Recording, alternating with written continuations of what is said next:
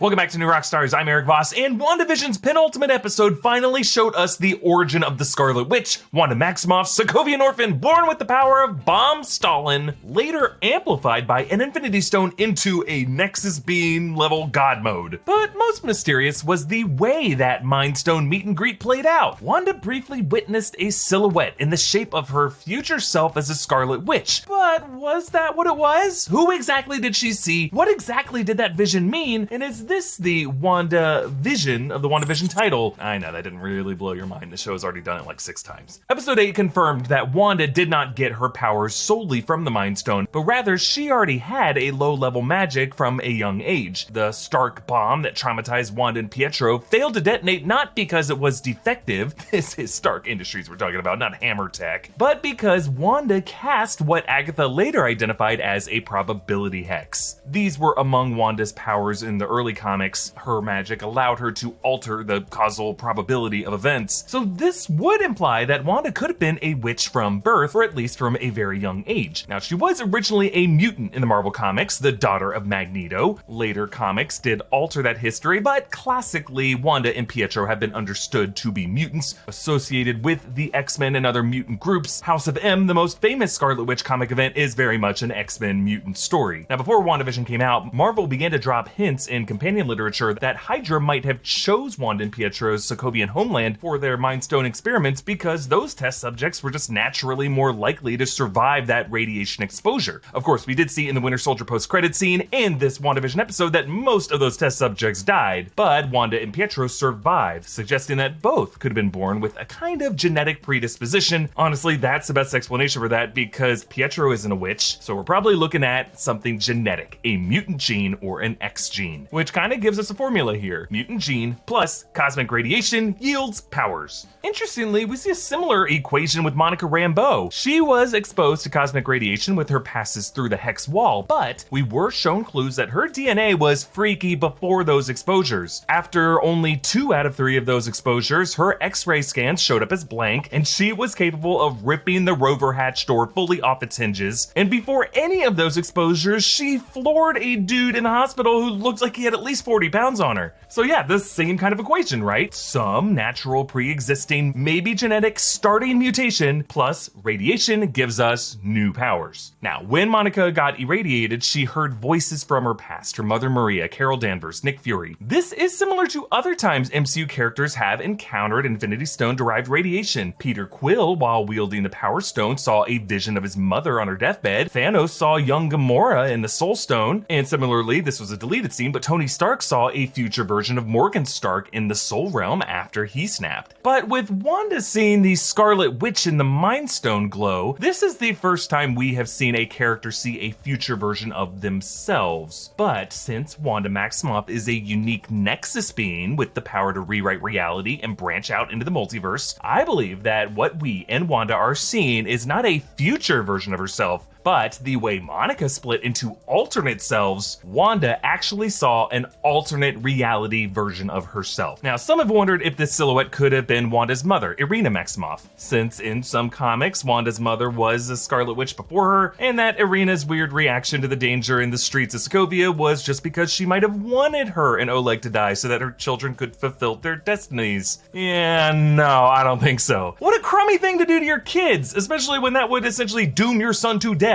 Really, folks, to the Maximoffs, civil unrest in Sokovia was sadly a routine occurrence. Now, they probably didn't expect it to escalate to an air raid, but really they were just trying to distract their kids from all that violence and chaos. Like that heartbreaking Irish mom telling her kids bedtime stories as the Titanic went down. And Dick Van Dyke lost his thumbs for dreaming about walnuts. But Mama, I like dreaming about walnuts. Why, they taste better than taters. Taters are what you're gonna get. I guess you don't need your thumbs, do ya?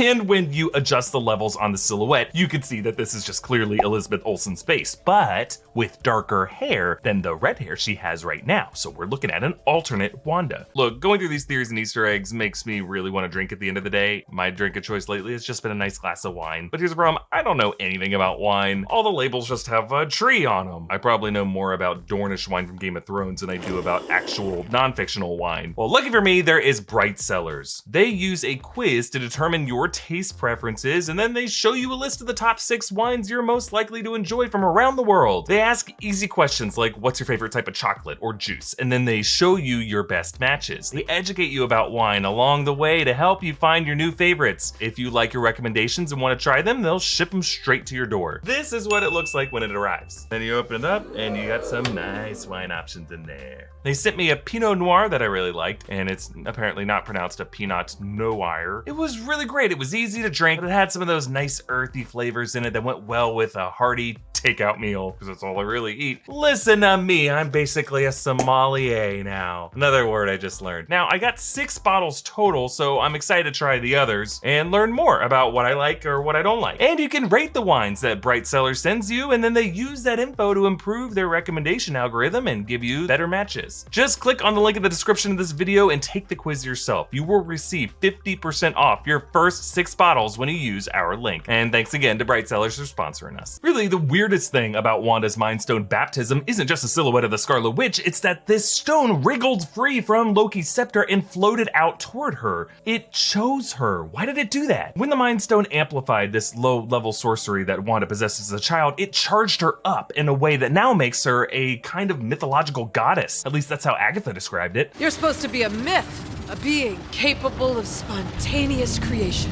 This is chaos magic, Wanda. And that makes you the Scarlet Witch.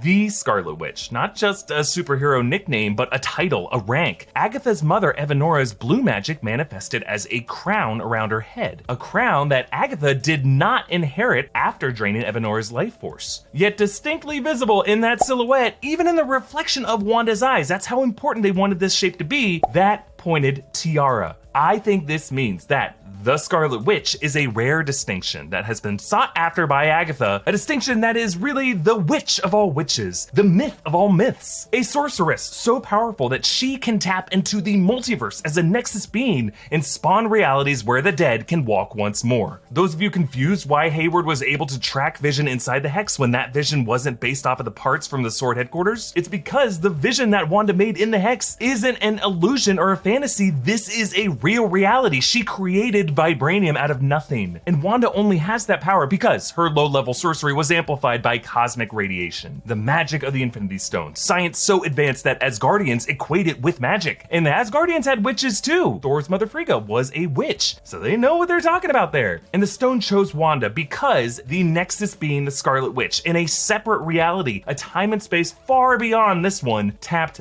back into this reality at this time and space to make sure this stone in this moment connected with Wanda, closing the loop. But instead of a time travel way, a trans-dimensional kind of way. See, I guess I see it as side to side instead of forward and backward, but I guess not everyone has my same spatial orientation of time travel versus time hopping, or sees the number 3 as green and the number 4 as blue, or the month of June in the 5 o'clock position of a stretched out Salvador Dali clock. Shut up. Hey, support this channel and my madness by checking out one of our great merch options at newrockstarsmerch.com, like this An Unusual Couple shirt. I swear it gets washed at least once a week. Follow me on Instagram and Twitter at EA Voss. Follow New Rockstars. Subscribe to New Rockstars for everything WandaVision. Thank you for watching. Bye-bye.